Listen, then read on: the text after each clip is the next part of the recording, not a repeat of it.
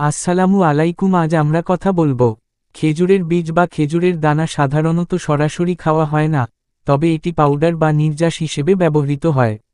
বিভিন্ন গবেষণায় দেখা গেছে খেজুরের বীজে রয়েছে প্রচুর পরিমাণে অ্যান্টিঅক্সিডেন্ট, ফাইবার এবং উপকারী ফ্যাট, যা স্বাস্থ্যের জন্য উপকারী হতে পারে। খেজুরের বীজ খাওয়ার উপায়: ১. গুঁড়ো করে খাওয়া।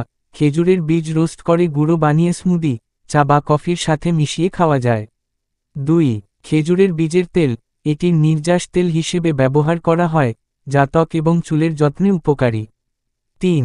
ক্যাপসুল আকারে। বাজারে কিছু জায়গায় এটি ক্যাপসুল হিসেবেও পাওয়া যায়। উপকারিতা: অ্যান্টিঅক্সিডেন্ট সমৃদ্ধ, এটি ফ্রি র্যাডিক্যালের ক্ষতিকর প্রভাব কমিয়ে শরীরকে সুস্থ রাখতে সাহায্য করে। হজমের উন্নতি: এতে প্রচুর ফাইবার রয়েছে, যা পেটের সমস্যা দূর করতে সাহায্য করতে পারে। ডায়াবেটিস নিয়ন্ত্রণ: কিছু গবেষণায় বলা হয় এটি ইনসুলিন সংবেদনশীলতা বাড়াতে সাহায্য করতে পারে।